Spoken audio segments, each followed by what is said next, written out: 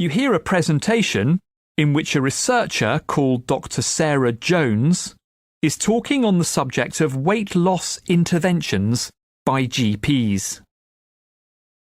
You now have 90 seconds to read questions 37 to 42.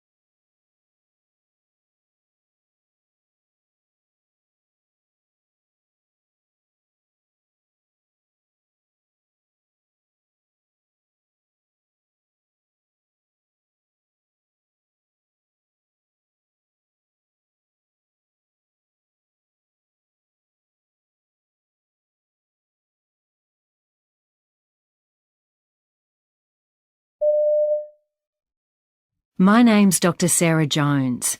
Today I'm going to be talking about brief interventions for weight loss. What that basically means is helping patients to get started on the road to losing weight, and I'll be introducing you to some exciting new work on the subject. I've been interested in obesity for a long time, and it's an issue that matters.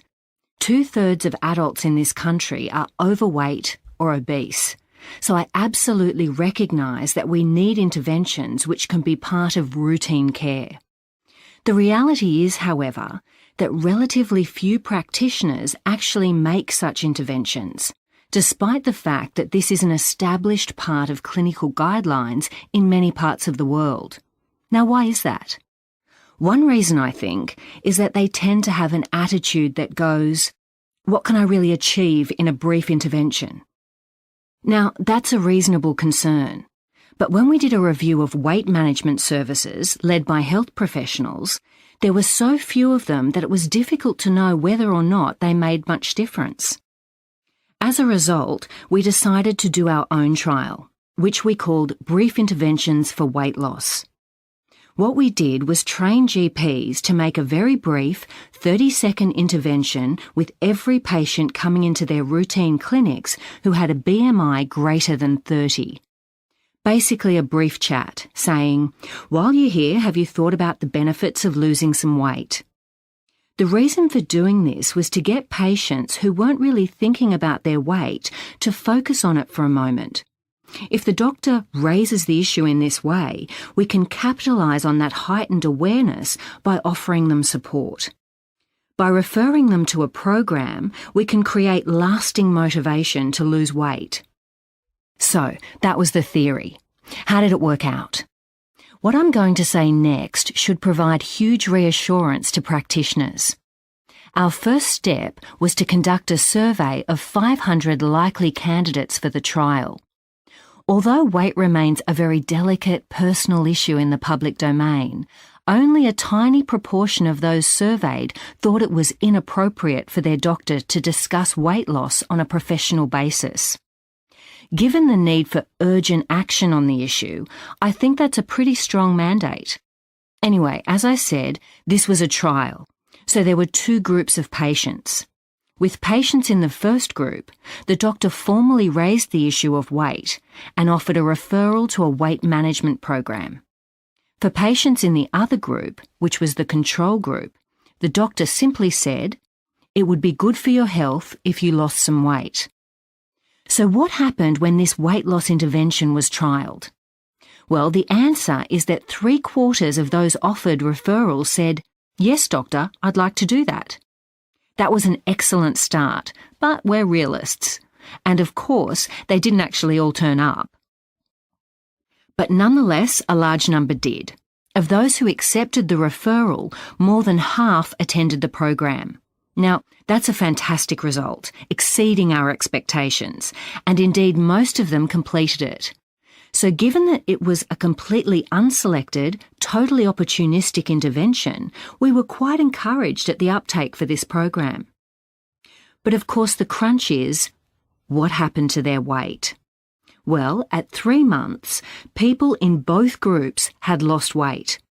The control group, you remember they'd simply been advised to lose weight, but were left to their own devices in terms of what they did about it.